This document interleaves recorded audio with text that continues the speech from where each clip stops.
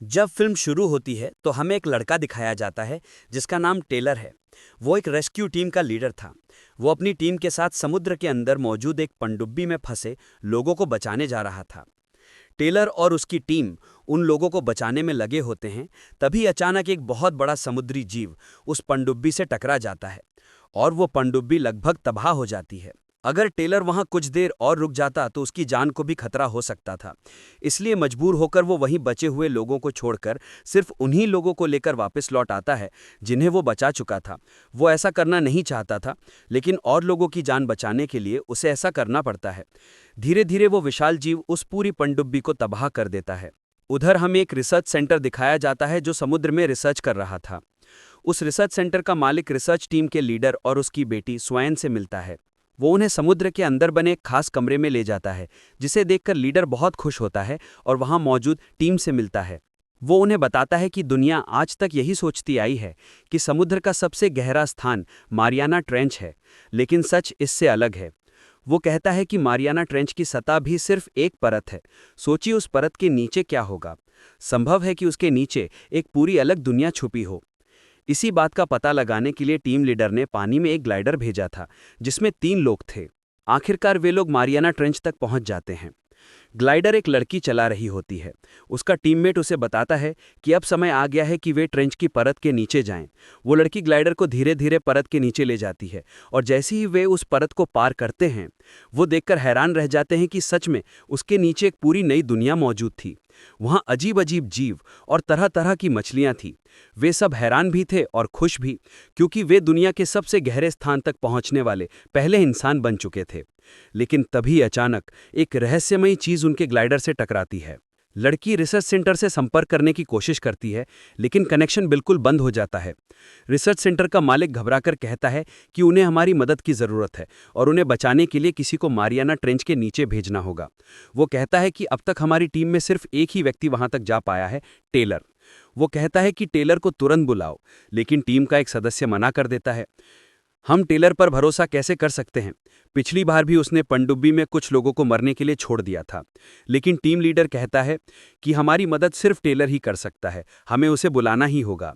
अब दिखाया जाता है कि टेलर को नौकरी से निकाल दिया गया था और वो इस समय थाईलैंड में रह रहा था। रिसर्च सेंटर का मालिक और टीम लीडर दोनों थाईलैंड जाते हैं और उसे वापस आने के लिए कहते हैं, लेकिन टेलर साफ मना कर देता है। तब लीडर उसे इंसानियत के लिए आने की विनती करता है। उधर लीडर की बेटी सुएन को टेलर पर बिल्कुल भरोसा नहीं था, इसलिए वो खुद अपनी एक छोटी पनडुब्बी लेकर अकेले ही निकल जाती है। अब लीडर और मालिक टेलर को लेकर वापस रिसर्च सेंटर पहुंचते हैं। वहां लीडर को पता चलता है कि उसकी बेटी अकेली सबमरीन लेकर समुद्र में चली गई है। फिर टेलर को एक उन्नत, तेज और मजबूत सबमरीन दी जाती है। जब वो उसमें बैठने जाता है तो सुएन की छोटी बेटी उससे मिलती है। वो टेलर से कहती है, प्लीज मेरी मम्मी को सुरक्षित वापस ले आना। टेलर उसे भरोसा दिलाता है और उसे बाहर छोड़कर समुद्र की ओर निकल पड़ता है। समुद्र की गहराई में सुवैन उन 3 फंसे हुए सदस्यों तक पहुंच चुकी थी। तभी एक अजीब और डरावना जीव उसकी सबमरीन से टकराता है, एक बहुत बड़ा ऑक्टोपस। वो पूरी सबमरीन पर चिपक जाता है, लेकिन कुछ देर बाद वो अचानक हट जाता है। असल में एक विशाल शार्क ने उस ऑक्टोपस पर हमला कर दिया था। फिर वहां टेलर पहुंचता है और स्वैन से कहता है कि उसकी सबमरीन पूरी तरह डैमेज हो चुकी है, तुम मेरी सबमरीन में आ जाओ और यहां से निकल जाओ। फिर इसके बाद टेलर उसकी एक्स-वाइफ सहित बाकी टीम को सुरक्षित बचा लेता है। लेकिन तभी वो विशाल शार्क वापस आ जाती है, जिसका नाम मैक था, और इसी मैक के नाम पर यह फिल्म बनाई गई है। टीम के एक सदस्य को टेलर सबमरीन में आने को कहता है, लेकिन वो इनकार कर देता है। वो कहता है, तुम लोग भी बच नहीं पाओगे और मैं तो बिल्कुल नहीं। वो खुद को ग्लाइडर में बंद कर लेता है। तभी मैक पूरी रफ्तार से उस पर हमला करती है और उसे मार डालती है। सब बहुत दुखी हो जाते हैं क्योंकि वे उसे बचा नहीं पाए। इसके बाद सब सुरक्षित रिसर्च सेंटर पहुंच जाते हैं। वहां मैक पर रिसर्च की जाती है। उन्हें पता चलता है कि ये जीव लाखों साल पहले मर चुका माना जाता था, लेकिन इसके कुछ सदस्य मारियाना ट्रेंच की परत के नीचे अब भी जिंदा थे। मैग इतनी विशाल थी कि वो एक साथ 3 शार्क को निगल सकती थी। अब ये सब सोचने लगते हैं कि इस पर रिसर्च करना बहुत मुश्किल है, क्योंकि ये बेहद खतरनाक है। फिर हम देखते हैं कि स्वैन की छोटी बेटी उस कमरे में जाती है जहां से समुद्र साफ दिखता था। वो खिड़की के पास खड़ी ही होती है कि अचानक मैग वहां आकर उस पर हमला करने की कोशिश करती है। मैग अपने दांत बुलेट प्रूफ ग्लास में गड़ा देती है। ग्लास टूटता तो नहीं, लेकिन उस पर गहरी दांतों की निशानियां रह जाती हैं। लड़की की चीख सुनकर सब नीचे दौड़े चले आते हैं। तभी एक छोटी शार्क सामने आती है। सबको लगता है कि बच्ची इसी से डर गई थी, लेकिन तभी असली मैग आती है और उस छोटी शार्क को बेरहमी से खा जाती है। क्योंकि मारियाना ट्रेंच की परत खुल चुकी थी, मैग ऊपर की सतह तक आ चुकी थी। अब खतरा था कि वो कभी भी इन सब पर हमला कर सकती थी। फिर खबर मिलती है कि यहाँ से कुछ मील दूर कई नौकाओं पर हमला हुआ है। सब लोग वहां जाते हैं और देखते हैं कि मैग ने एक नहीं बल्कि 3-3 नावों पर हमला किया था। रिसर्च सेंटर का लीडर घबराकर कहता है, हमें जल्दी से कुछ करना होगा, नहीं तो अगली बारी हमारी होगी। अब टीम चर्चा करती है कि मैग को बेहोश करके एक बड़े से पिंजरे में बंद कर दिया जाए, लेकिन टेलर कहता है कि वो इतनी विशाल है कि किसी के कंट्रोल में नहीं आएगी।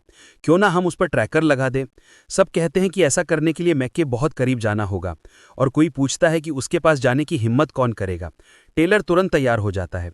उसे एक खास हथियार दिया जाता है जिससे उसे मैग के शरीर में ट्रैकर फायर करना था। वो उसके करीब जाता है, लेकिन तभी मैग गायब हो जाती है। फिर उसे दूर पानी में उसके फिन नजर आते हैं। टेलर मौके का फायदा उठाकर निशाना लगाता है और ट्रैकर सफलतापूर्वक मैग के शरीर में लग जाता है। अब टीम टेलर को रस्सी से वापस खींचने लगती है, जिससे हल्की आवाज होती है। मैग वो आवाज सुनकर उसकी तरफ तेजी से बढ़ती है। वो हमला करने ही वाली होती है कि बाकी टीम उसे तुरंत नाव पर खींच लेते हैं। अब सभी सोचते हैं कि मैग को जल्द से जल्द बेहोश करना होगा, वरना बड़ा खतरा हो सकता है। सुवैन को एक बहुत मजबूत ग्लास वाले बॉक्स में बंद किया जाता है और उसे एक मजबूत केबल के साथ समुद्र में उतारा जाता है। उसके पास एक जहरीला इंजेक्शन था जिससे उसे मैग को बेहोश करना था। मैग बार बार उस बॉक्स को तोड़ने की कोशिश करती है, लेकिन बॉक्स नहीं टूटता। लेकिन बदकिस्मती से केबल टूट जाता है और मैग उस बॉक्स को अपने मुंह में पकड़ लेती है। ये देखकर टेलर भी तुरंत समुद्र में कूदता है और सुवैन को बॉक्स से निकाल लेता है। उधर टीम के बाकी सदस्य मैग को भटकाने के लिए पानी में बड़े बड़े मांस के टुकड़े फेंक देते हैं। जैसे ही मैग मांस की तरफ जाती है, टेलर और सुवैन जल्दी से ऊपर की तरफ तैरने लगते हैं, लेकिन मैग उन्हें देख लेती है और हमला करने लगती है। किसी तरह वो अपनी जान बचाते हैं और सुवैन मैग के मुंह में वो जहरीला इंजेक्शन फेंक देती है। जहर मैग के पूरे मुंह में फैल जाता है और वो मर जाती है। टेलर और सुवैन को बाहर निकाल लिया जाता है। मैग के शव को भी ऊपर लाया जाता है। सब बहुत खुश होते हैं कि आखिरकार मैग मर चुकी है। उन्हें लगता है कि अब कोई खतरा नहीं बचा, लेकिन तभी उनका एक साथी जो पानी में था, खुशी मनाते हुए तैर रहा था, और उसी वक्त एक और बड़ी मैग वहां आती है और उसे खा जाती है। अब वो बड़ी मैग मरी हुई मैग की तरफ बढ़ती है। जैसे ही वो उस पर झपटती है, दोनों के वजन से उनकी नाव का बैलेंस बिगड़ जाता है। फिर वो मैग एक और टीम मेंबर को भी खा जाती है। बाकी लोग अपनी जान बचाने के लिए 2 रेस्क्यू बोट पर बैठकर भागते हैं, लेकिन मैग उनका भी पीछा करती है। तभी कुछ हेलीकॉप्टर वहां आकर मैग पर फायरिंग करते हैं, जिससे वो पीछे हट जाती है। लेकिन रिसर्च सेंटर का लीडर गंभीर रूप से घायल हो चुका था और दुर्भाग्य से उसकी मौत हो जाती है। सुवैन अपने पिता को देखकर बहुत रोती है। टेलर उसे संभालता है और कहता है कि सब ठीक हो जाएगा। अब सब रिसर्च सेंटर लौट आते हैं और वहां मालिक कहता है कि उसने चीनी सेना को बुला लिया है। वो आएंगे, मैग को मारेंगे और आप सबको सुरक्षित ले जाएंगे। मैं इस रिसर्च सेंटर को भी बंद कर रहा हूं। वो हेलीकॉप्टर में बैठकर उड़ जाता है, लेकिन जल्द ही पता चलता है कि उसने झूठ बोला था। उसने सेना को नहीं बुलाया था। वो खुद मैग को मारकर उसका श्रेय लेना चाहता था। उसने पहले ही कई बॉम्ब और भारी उपकरण मंगा लिए थे। अब हम देखते हैं कि वो समुद्र में एक बड़ा विस्फोट करता है। पानी में बड़े बड़े मांस के टुकड़े तैरते हुए दिखाई देते हैं।